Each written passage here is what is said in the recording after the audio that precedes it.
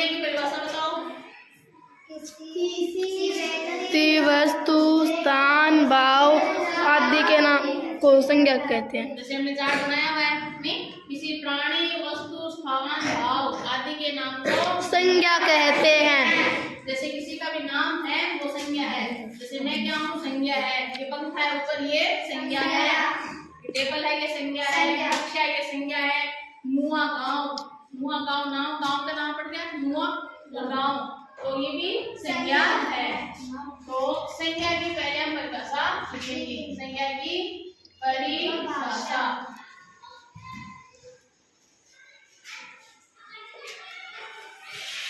किसी प्राणी, वस्तु, भाव, स्थान के नाम को संज्ञा कहते हैं। स्थान के नाम को संज्ञा कहते हैं। संज्ञा कहते हैं। सीधी परिभाषा एकदम, ठीक है। अब जैसे देखते में हम इसके उदाहरण लिखते हैं। जैसे इसमें आगे किसी प्राणी, तो प्राणी में कोई भी जैसे नाम हो, तो किसी का नाम है तो अनिता, कविता, राम, श्याम, जैसे अनिता नाम दे दिया, ठीक है। और प्राणी में गाय भैंस का नाम भी दे सकते हैं। प्राणी में प्राण, जो जिनमें प्राण होते हैं वो प्राणी है, तो हम गाय भी लिख सकते हैं, भैंस भी लिख सकते हैं। तो गाय होगी। वस्तु में कोई भी वस्तु का नाम दे दो, जैसे पेन, पेंसिल, टेबल, कुर्सी, मेज, है ना, तो मेज दे दिया। और भाव यानी जो मन से भाव निकलते हैं वो भाव। जैसे हमने लड्डू खाया, उसको हमें क्या लगा, मिठास लगा, है ना, उसमें मिठास हो गया। जैसे बच्चा खेल रहा है तो क्या उसका बचपन दिखाई दे रहा है, बचपन है, एक आध बुढ़ा हो गया तो उसका हमें क्या होता है, बुढ़ापा, है ना। तो वैसे बचपन लिख दिया, जैसे भाव में लिख दिया बचपन। स्थान में कोई भी स्थान का नाम दे दो, जयपुर दे दो, नुआ दे दो। विद्यालय स्थान है, विद्यालय दे दो, तो जयपुर दे देते हैं यहाँ पे, ठीक है। सबके उदाहरण आ गए, जयपुर आदि, ये हो गए उदाहरण। समझ में आ गया। प्राणी, वस्तु, भाव, स्थान, इनके नाम को संज्ञा कहते हैं। प्राणी में आ गया, प्राणी में सारे प्राणी आ गए। वस्तु में जितनी समस्त वस्तुएं हैं वो वस्तुएं आ गई।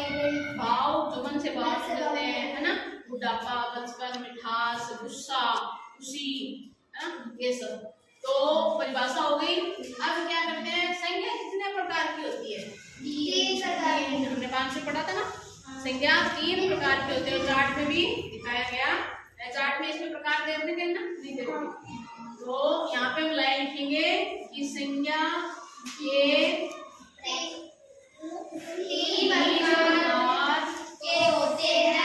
3 प्रकार होते हैं, ठीक है। तो पहली संज्ञा कौन सी है, व्यक्तिवाचक संज्ञा। पहली संज्ञा है व्यक्तिवाचक संज्ञा। व्यक्तिवाचक संज्ञा।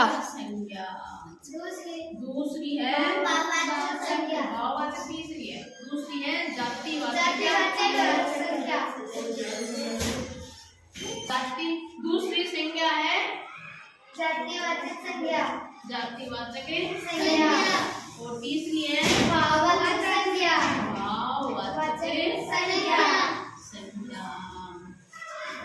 ठीक है। तो पहली होगी व्यक्तिवाचक, जातिवाचक, भाववाचक। देखो, ठीक है ना।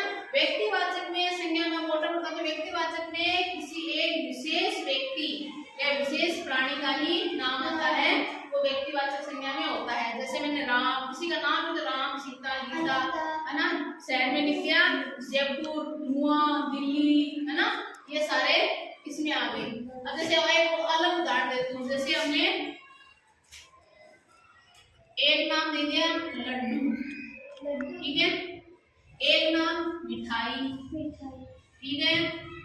और अब देखो मिठाई नाम है, तो मिठाई में तो सारी मिठाइयाँ आ गई, सारी मिठाई में एक मिठाई नहीं, ये तो मिठाई शब्द किसका, समूह का ज्ञान देता है, समूह का ज्ञान देता है ना। तो समूह में जो चीजें होती है वो सारी जातिवाचक में आती है। तो मिठाई में नाम लिखा है मिठाई में सारी मिठाइयाँ आ गई, तो ये कौन सी संख्या हो गई, जातिवाचक। अब हमने मिठाई में लिख दिया लड्डू, एक मिठाई का पार्टी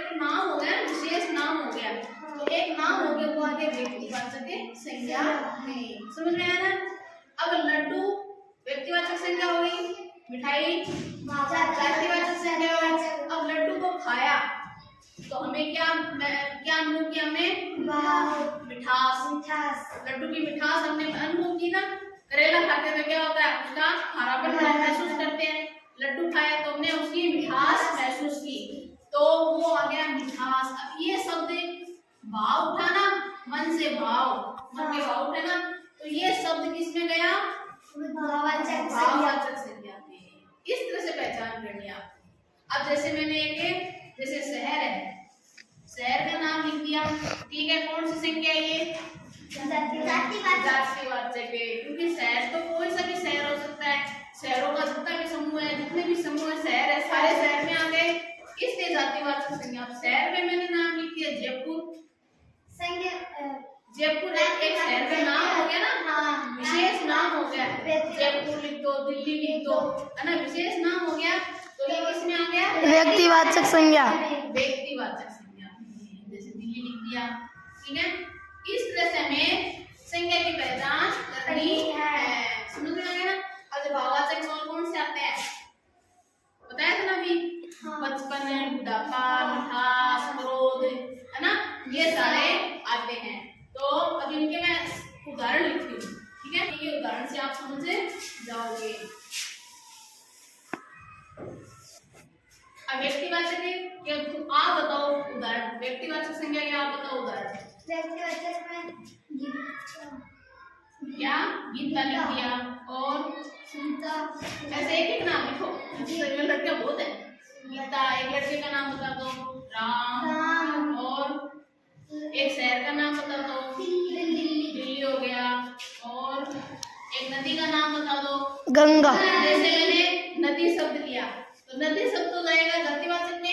नदी कोई सी भी नदी हो सकती है, और नदी में एक नाम, विशेष नदी का नाम ले लिया, तो गंगा, और गंगा नदी, और लड्डू, पेड़ा, मिठाई, कोई सी बोलो, है ना। तो ये लड्डू ले लिया। एक जैसे होता है पर्वत, पर्वत है ना, तो पर्वत तो बहुत सारे होते हैं, तो पर्वत किस में जाएगा? जातिवाचक में।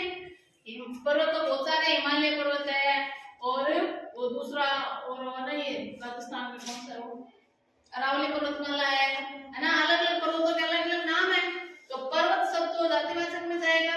और जैसे हमने लिखे हिमालय, हिमालय एक पर्वत का नाम हो गया ना, तो ये हो गया व्यक्तिवाचक, है ना। ऐसे और बताओ। अब जातिवाचक के उदाहरण बताओ। जातिवाचक मिठाई, मिठाई आ गया, और लड़का, लड़का भी आ गया, लड़की, लड़का, लड़की, शहर, शहर, नदी, शहर, नदी, मिठाई, पर्वत, और हाँ। अब जैसे कक्षा, कक्षा भी जातिवाचक में आ गया। अगली थे कक्षा 5, तो वो एक कक्षा 5 का पता चलता है, कक्षा भी आ गया। और तो ये सारे उदाहरण हो गए जातिवाचक संज्ञा के। और भाववाचक संज्ञा के उदाहरण बताओ। जैसे मिठास आ गया, और देख ना, बचपन, दूसरा को देखिए, और बुढ़ापा, बुढ़ापा,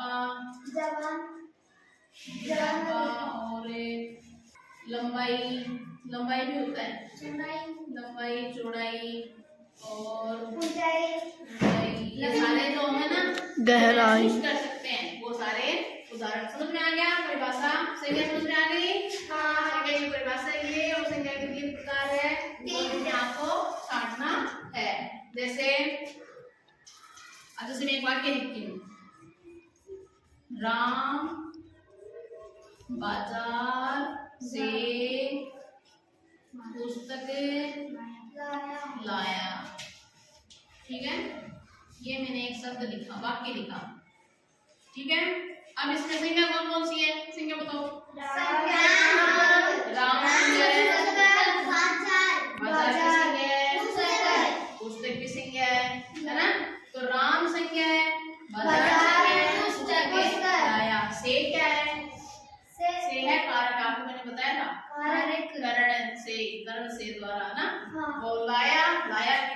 ठीक है ना। राम कौन सी संज्ञा है बताओ, राम कौन सी संज्ञा है? व्यक्तिवाचक संज्ञा है। जातिवाचक कैसे बेटा?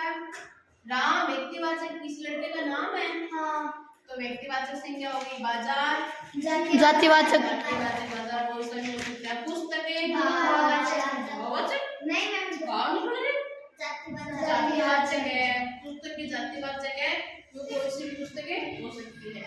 इस तरह से आगे परीक्षा में ऐसे प्रश्न आएंगे, एक वाक्य देते हैं उसमें से संज्ञा छांटो, विशेषण छांटो, क्रिया छांटो, सर्वनाम छांटो, ऐसे शब्द आएंगे।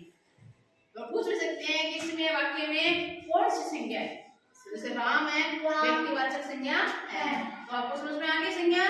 ठीक है, इसको अपनी नोटबुक में उतार लो।